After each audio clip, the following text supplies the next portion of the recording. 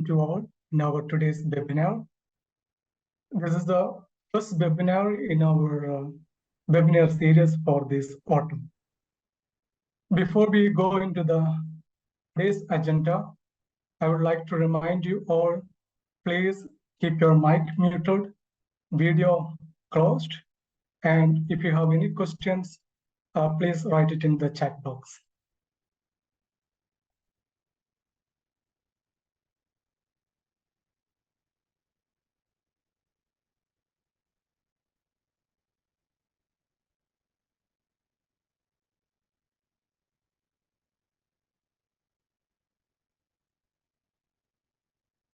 So, sorry for the technical glitch. And today's agenda, like we start with the introductory words, which is already started. And then the first part of the webinar, we will have the invited speaker, Dr. Jennifer S. Emara from Fraunhofer IPMS. In the second part, we have Dr. Jussi Kinnunen from Chipmetrics, which will be followed by questions and answer sessions. As you have noticed, in today's webinar, we are focusing on the characterization techniques that is utilized for thin film, characterization techniques that is used for conformality-related studies. And both our speakers are having profound knowledge in characterization techniques that are very relevant for the conformality-related research. Our first speaker today is Dr. Jennifer Emara. She's from Fraunhofer, and she's working as a research scientist at the Fraunhofer Institute for Photonic Microsystems and in the Center for Nanoelectronic Technologies Division. She is a thin film characterization expert, having experience in surface science research on semiconductor materials, and also having experience in characterization of materials, part of silicon wafer technology. Thanks, Jennifer, for agreeing to give this talk for us, and a warm welcome to this webinar. Our second speaker for today is Dr. Jussi Kinnunen. He is our general manager of the company, and he has a long-term experience in optics. In today's webinar, we will give a comparison between different characterization techniques that is used in conformal thin film analysis. Thanks, Jussi, and a warm welcome to the webinar. Before we go into the webinar, I would like to talk a few words on our ongoing conformality research competition, which is already launched during ALD 2023 conference. I'm not sure how many of you have already heard of this, but I would like to, anyway, I'm going to give a short description of this academic campaign here. What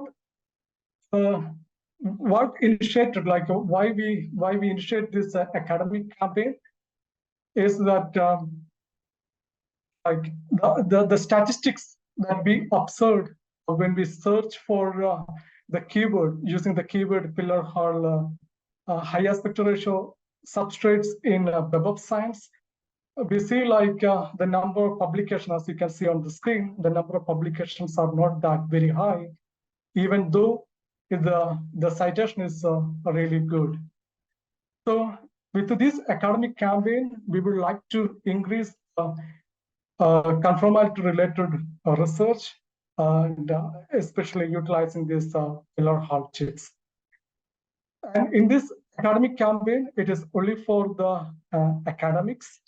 And with this academic campaign, we will have a 50% discount in the pillar hall chips price. Maximum number of chips that you can get during this, you can buy with this academic campaign is 10. That is 2 boxes. And this chips that is for this academic campaign that you can purchase till January 10th, 2024. Why we have this deadline in January? Because we would like to have, we want all those who are participating in this academic campaign should submit their abstracts for this upcoming ALD conference, that is ALD conference 2024, that is held in Helsinki. So, and as all of you know, most of you know that the deadline for ALD conference abstract submission is in already in February. So that is why we want to have the deadline for this academic campaign pillar hall selling is till like by January 10th. As I said, one of the main criteria for participating in this academic campaign is like you need to submit an abstract for the 2024 ALD conference. Like our main motto, our prime motto behind this academic campaign is like increase the conformality related research. So this campaign of this conformality research competition is not only restricted to pillar hard chips, but any high aspect ratio substrate research from any high aspect ratio substrates are eligible for participating in this academic campaign. And both experimental and modeling research are considered. And in this competition, we will have a preliminary list of candidates, that is 8.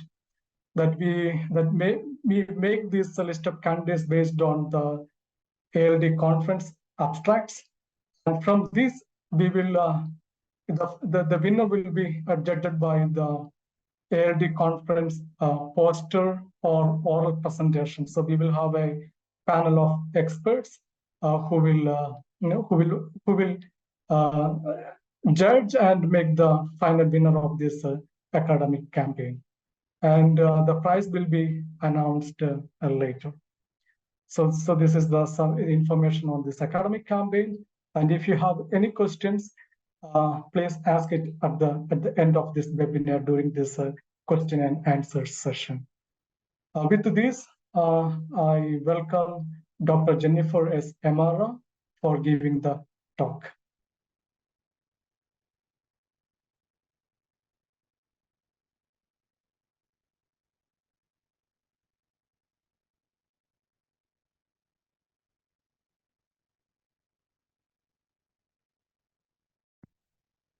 Thank you, Anish, for the kind introduction. So today I will present to you what the Fraunhofer IPMS CNT Institute is, what kind of work we do in the Advanced Surface Characterization group at the Institute, and some of the techniques that are used to characterize semiconductor thin films and pillar hole structures.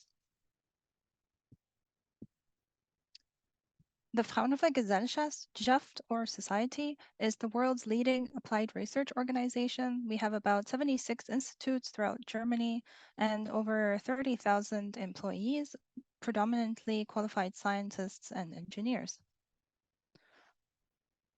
The Fraunhofer IPMS is a leader in research and development services for electronic and photonic microsystems.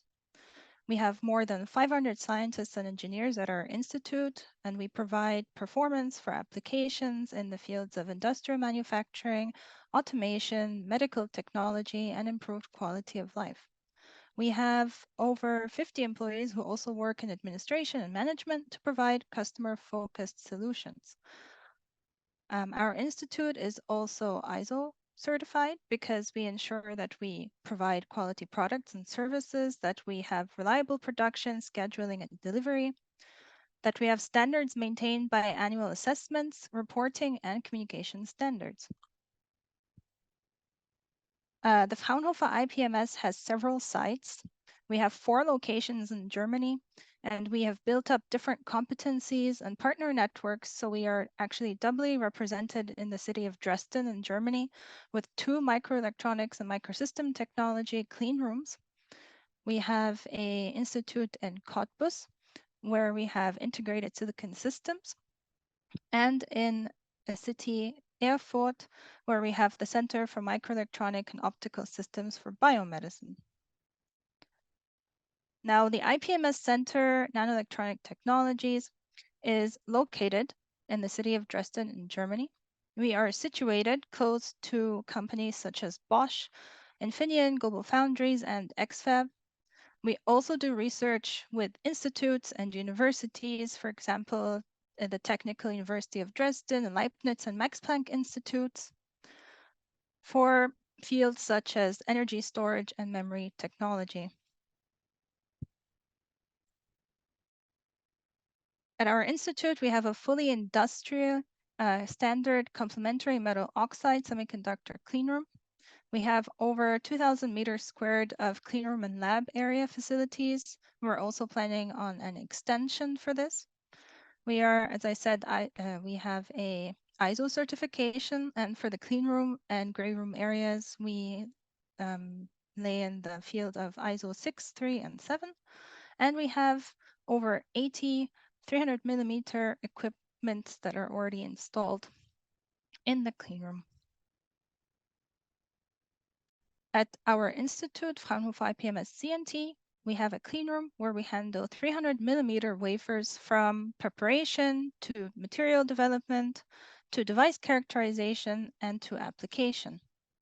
We have a screening fab with a cleanroom and laboratory equipment where we offer a testing platform. And we also do research in, for example, non-volatile memory, neuromorphic computing, quantum computing, back-end of line integration, low-power chips for AI applications, radio frequency characterization, and spintronics. And our 300 millimeter semiconductor services cover both electrical characterization and advanced surface characterization. More specifically, the advanced surface characterization group I'm working in is focused on nanoanalytics. For our cleanroom 3 throughput, our group is concerned with analytics, where we work on smaller samples from 300 millimeter wafers. We have a well-equipped lab facility and inline metrology. We are a 12-member team in our group, and we have a combined decades of experience. We do offer a variety of analytical characterization methods, such as surface and chemical characterization imaging, phase and crystallography, and so on. And we focus mainly on nanomaterials, devices, 300 millimeter silicon wafer technology, and thin films.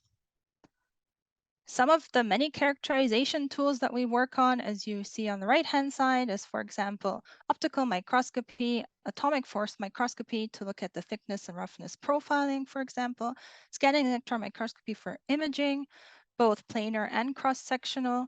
We have a focused ion beam for sample preparation, transmission electron microscopy for imaging, coupled with phase characterization, energy filtered transmission electron microscopy, X-ray photoelectron spectroscopy for composition and phase characterization, transmission Kikuchi diffraction for texture analysis. We also have, for elemental composition analysis, a time of flight secondary ion mass spectrometry. For crystallography analysis, the X-ray diffraction, ellipsometry for thickness uniformity, and for also chemical analysis, a vapor phase decomposition mass spec. And we also offer scientific expertise in our group for both the X-ray photoelectron spectroscopy, where we have two sources, in situ temperature control and imaging, and for transmission Kikuchi diffraction, where we are able to see grain and texture analysis down to 10 nanometers. In this slide, I want to just show that there are limitations to analysis depth based on which techniques you are using. In this case, the spot sizes are not to scale here, but I would like to say that in our work, we normally work with an average of 10 nanometer thin films, and these techniques are exactly what we need for our application.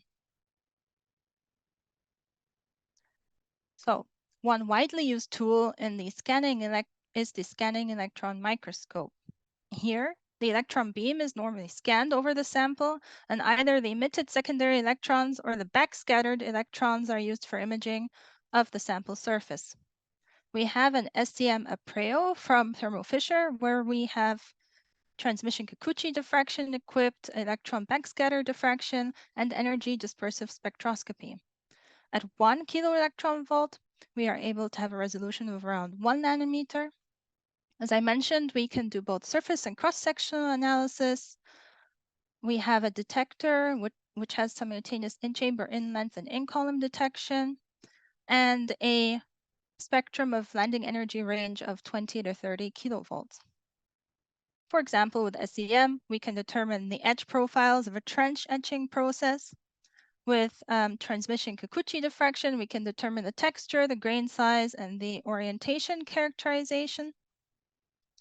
And with EDX, we can characterize the elemental distribution of dopants, for example, or a multi-layered stack.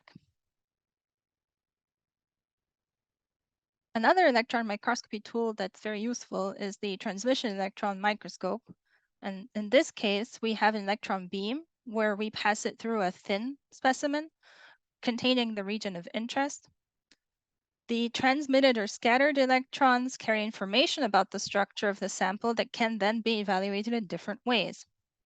This TEM is used for high resolution analysis of semiconductor devices down to atomic lattice resolution. We go down to a resolution of about 0.1 nanometers with an acceleration voltage of 200 kV. Our TEM is equipped with bright and dark field imaging, high angular dark field scanning, TEM, energy filtered TEM, and energy dispersive X-ray spectroscopy. We can, for example, enhance contrast with our bright and dark field imaging. We can evaluate the step coverage of a layer within deep trenches. We can look at the distribution of metal dopants in a layer stack, and we can use EDX for elemental analysis. The sample preparation for TEM requires a thin specimen called a lamella, which we can prepare using a focused ion beam. However, this is quite time demanding. The focused ion beam is an essential tool in modern physical failure analysis. In this case, we have a finely focused ion beam that allows for precise cutting into a sample. And this tool is used for site-specific preparation of TEM lamella also for TKD samples.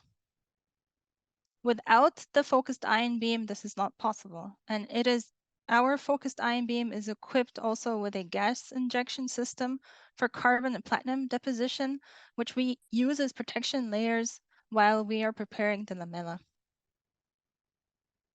However, as I said, the focused ion beam preparation is quite time consuming. It can also take up to half a day.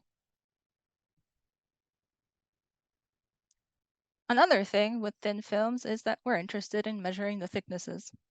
And to determine the film thickness, we can perform both planar and cross-sectional analysis, for example, X-ray reflectivity, where we can determine the thickness, roughness, and density of the films. Using an ellipsometer, we can map a layer thickness across a sample or a 300 millimeter wafer. And with SEM, we can do cross-sectional analysis to determine the dimensions. We also have advanced analysis with surface sensitivity that probes both composition and material growth.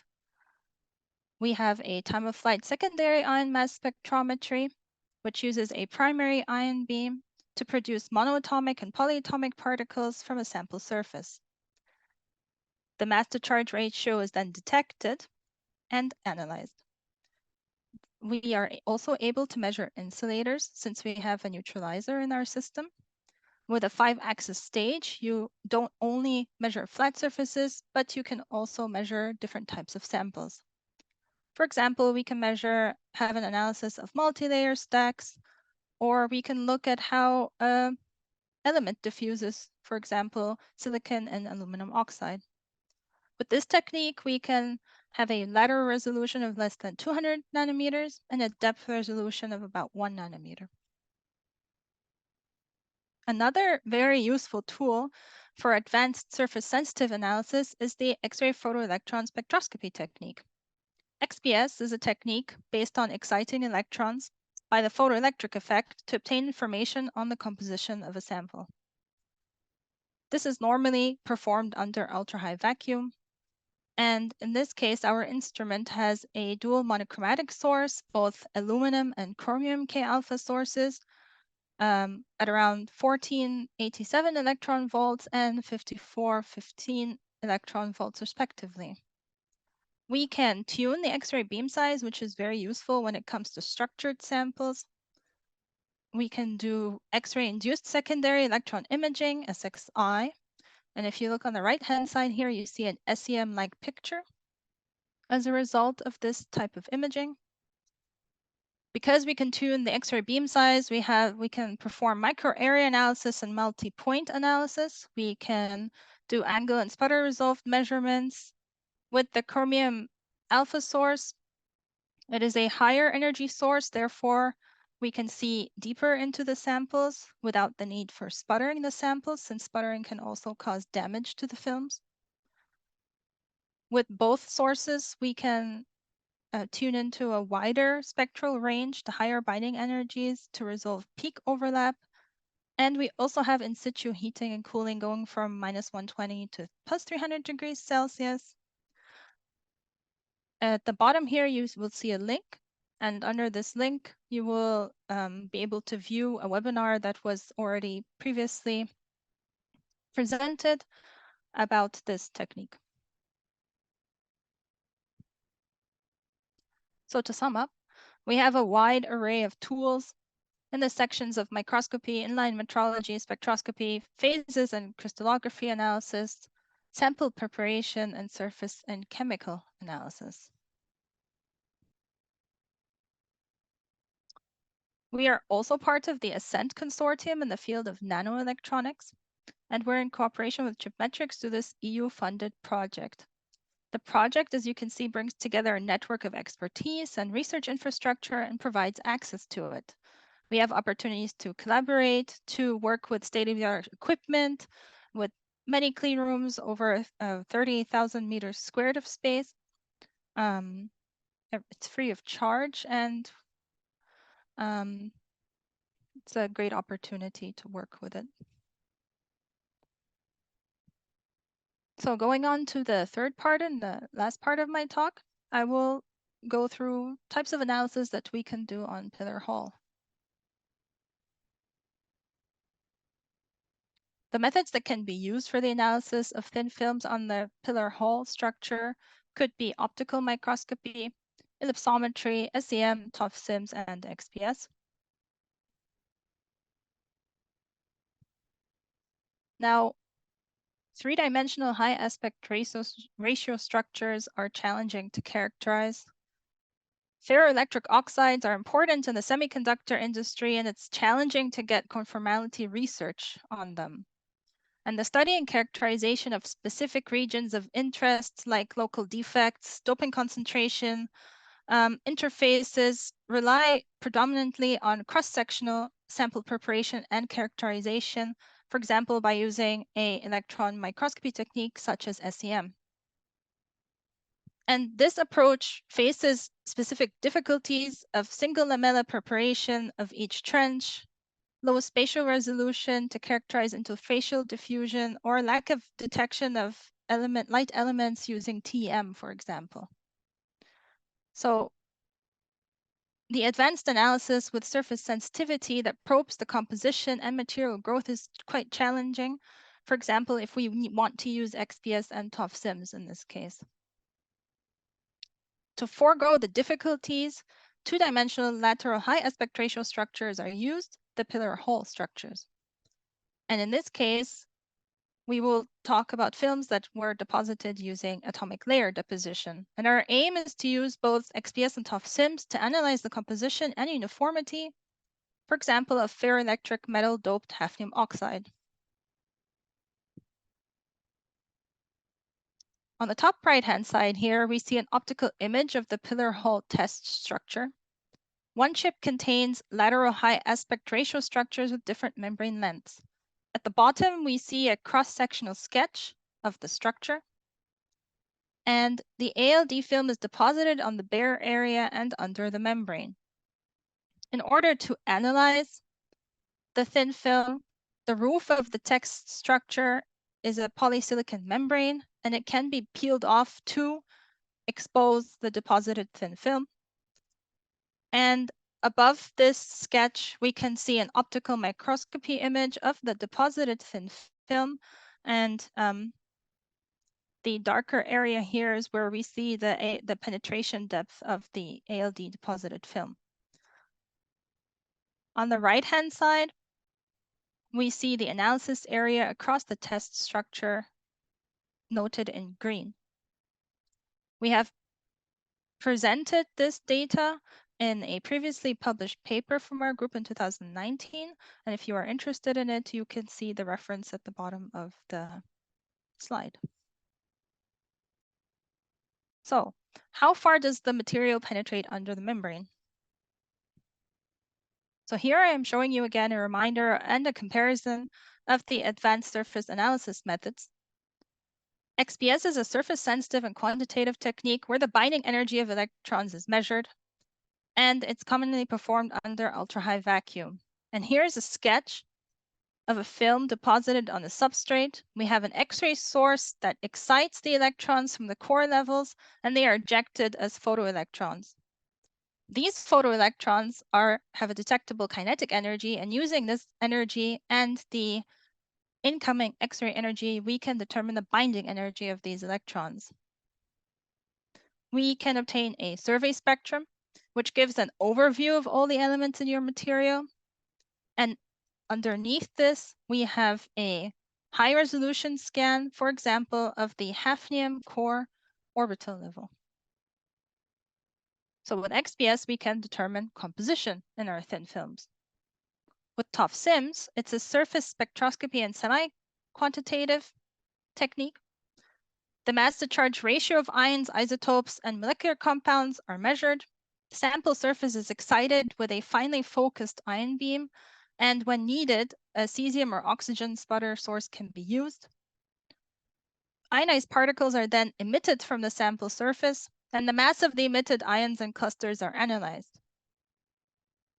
From the mass and intensity of the SIMS peak, the identity of an element and molecular fragments can be determined, and therefore we have elemental and molecular information. We have previously published a paper where we analyzed silicon-doped hafnium oxide thin films deposited on the pillar hole structures, as I mentioned before. So how do we approach measuring such samples? We need to know how we can image the structure, how do we define the regions of interest, and how do we probe this penetration depth? Here you see a snapshot using a microscope of the pillar hole structure after membrane removal. And on the right-hand side, by scanning the primary ion beam across an area of the sample, a chemical map of the surface is formed pixel by pixel. And you have an RGB representation of the hafnium, silicon, and oxygen elemental signals. And the bigger image has the superimposed total ion image of the measured area. And with those green dots are the holes that are left by the pillars after membrane removal. On the left-hand side, we plotted a volumetric view of the three-dimensional data analysis of the distribution of the elements hafnium, silicon, oxygen. And this was after peeling off the membrane at a 100 by 100 micrometer squared area. On the right-hand side, we show how we went by assessing this area. So we did this with respect to depth.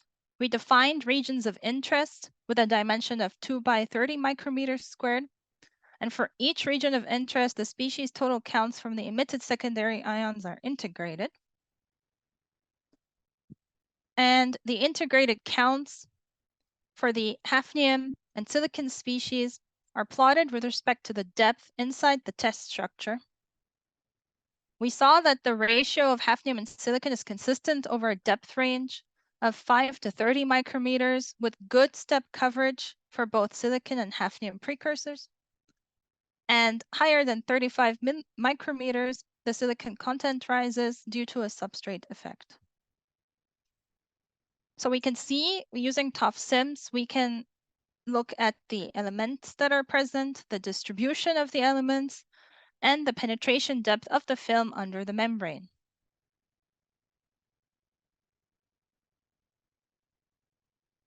Now, let's move on to XPS.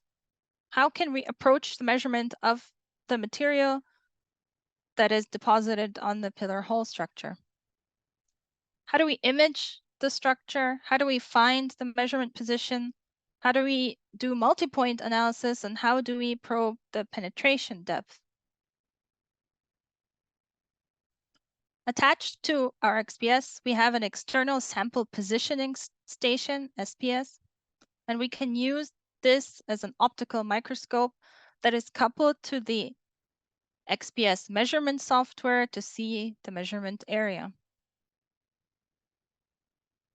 In addition, as I mentioned previously, we have an X-ray induced secondary electron imaging, SXI, that is available to us to image the structure. For SXI and XPS analysis, we use the same optics. This guarantees that the data that is collected from the area of interest is what you are observing.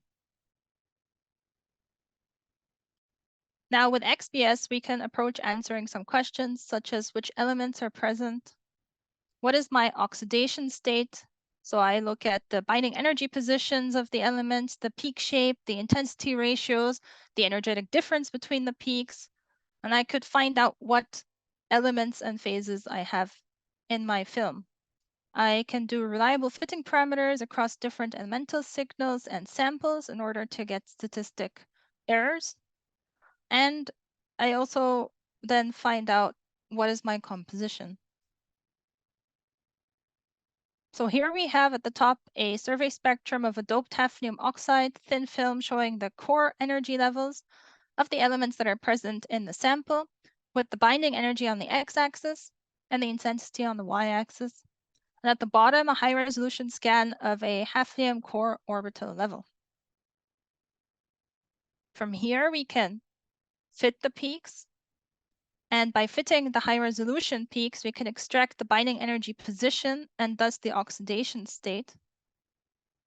And by fitting the area under the curve, the elemental concentration can be determined. And therefore, we can determine our composition.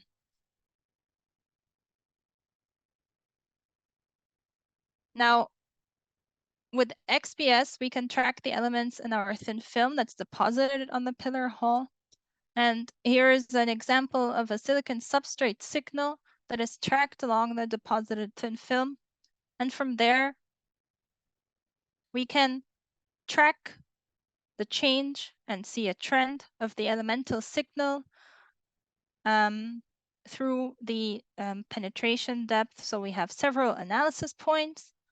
And if we plot this versus, let's say, concentration, for example, of the substrate signal, we can see a trend. And this is really possible by imaging technique that is coupled to our XPS. So with this, I would like to conclude and say thank you very much for your attention. We are a very well experienced team of scientists and engineers. And here's our contact information and a QR code that would take you to our advanced surface characterization homepage. And you can also visit us on social media. And thank you very much for your attention. And I would go on to my colleague, Jussi. Aha. Okay. Thank you, Jennifer. I will be showing few slides about the pillar hole measurements and the results that you would expect to have before there will be a question and answer session. So the question and answer session will be combined.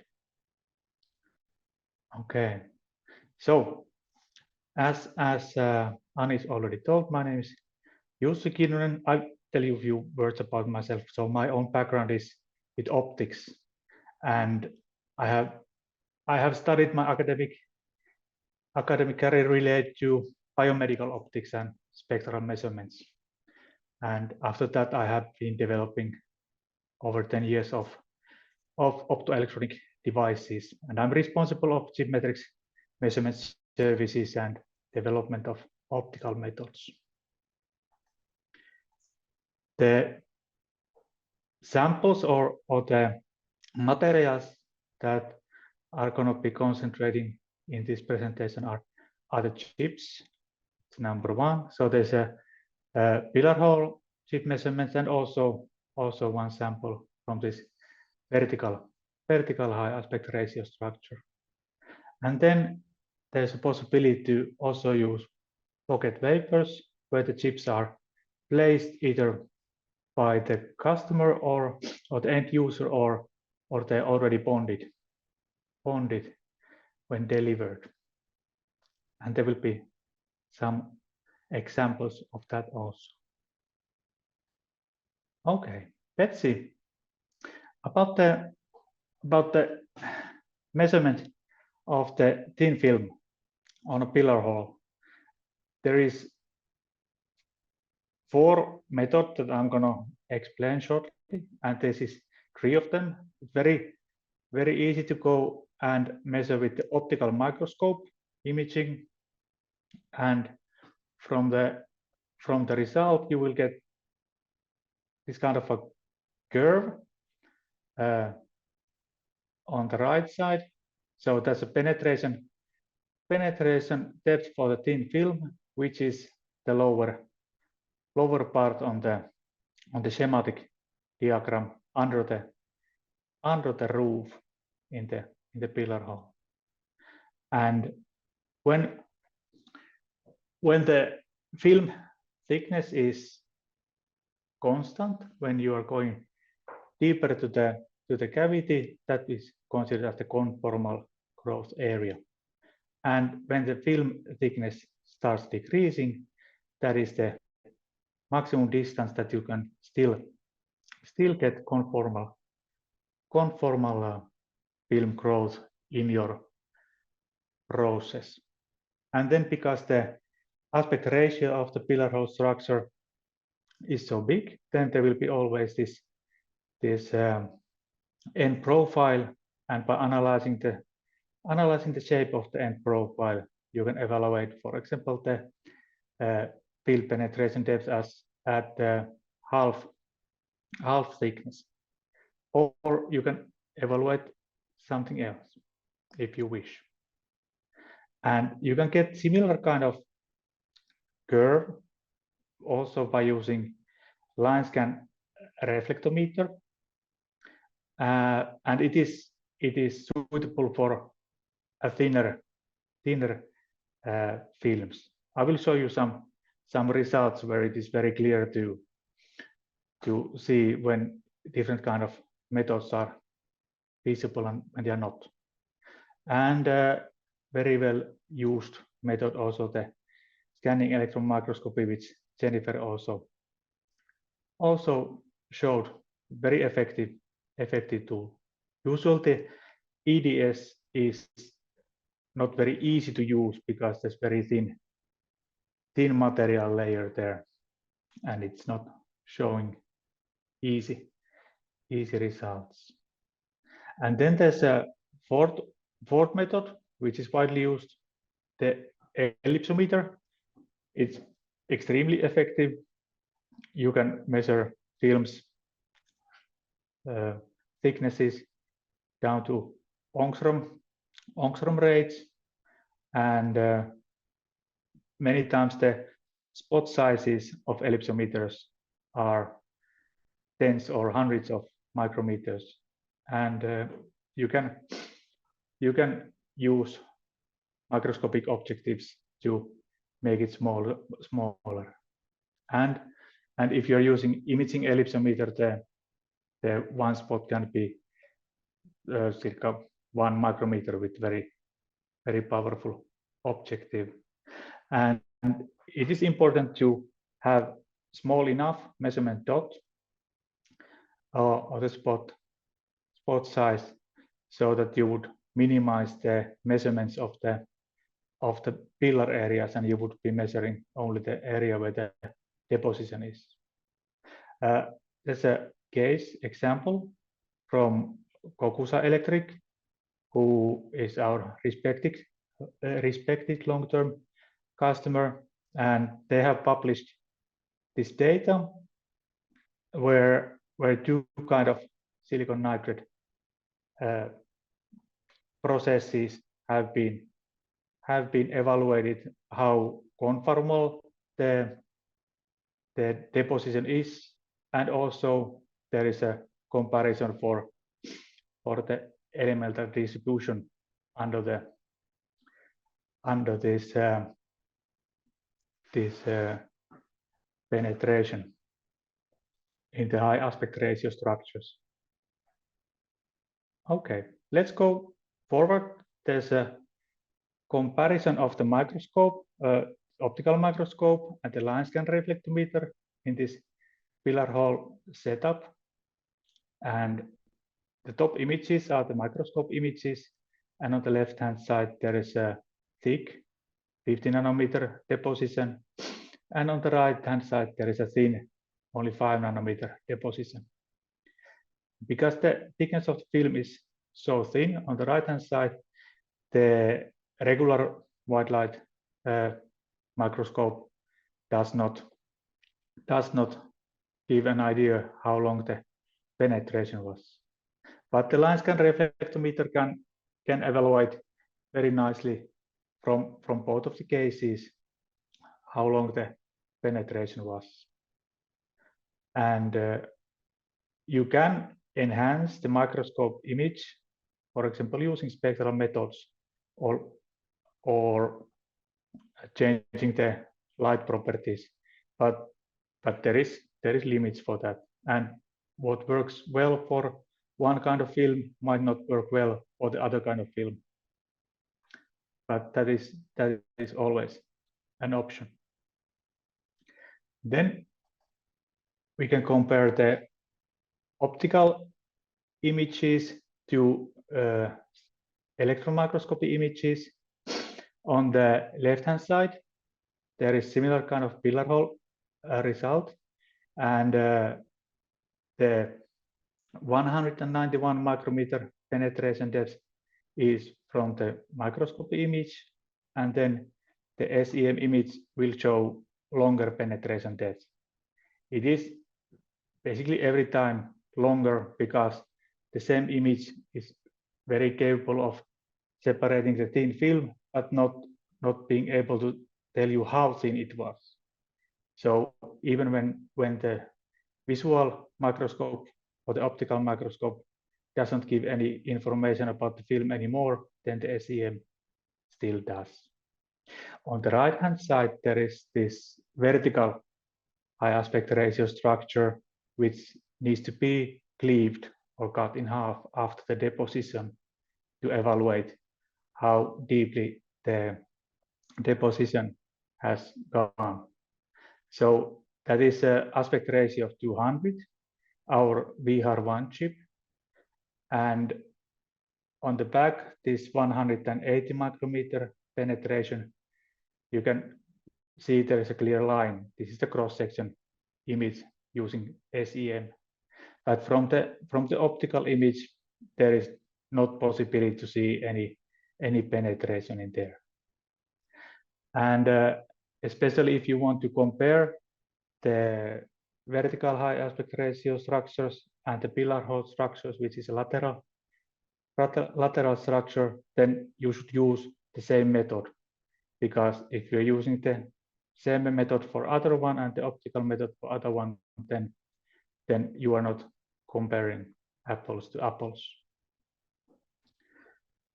Then there is a application for with the pocket wafer. There is two kind of pocket wafers which we can deliver, the one with only pockets and the other one with chips bonded already for that. And pocket wafers come in different sizes, and we can deliver wafers up to 300 millimeter size. And it allows easy metrology for batch reactors because there is no need to wonder how the chip can be placed. I'll show you one example between two reactors. So on the left-hand side, there is a seven pocket wafer where there has been 7 pillar hot chips placed there, and the aluminum oxide has been deposited in the chamber. And you can see how the conformality is different in different areas of the reactor. And on the right-hand side, there's an other reactor with another process of similarly aluminum oxide, and it has different kind of properties of this conformality distribution. And my last slide is about the services that we can offer you.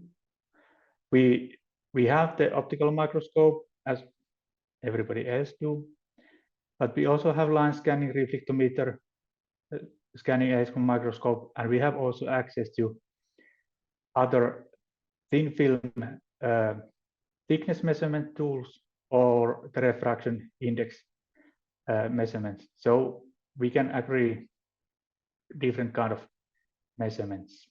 On the right-hand side, you can see part of the reporting that we have been doing. There's a microscope image, and the curve has been calculated from the image. And then with the letters so small that it doesn't bother everybody, the part of the report. So different kind of properties have been measured from those chips. The process goes so that the customer delivers the chips for analysis, and either before or after that, we will select the suitable method together with the customer. Sometimes the planned method is not working, and we need to together think that, okay, what is the best way? And then we will measure, we will do the report, and if the customer wishes, then we will of course deliver the chips back, or we will do to the chips whatever the customer wants. If you want more information about the measurement services, feel free to email me or even call.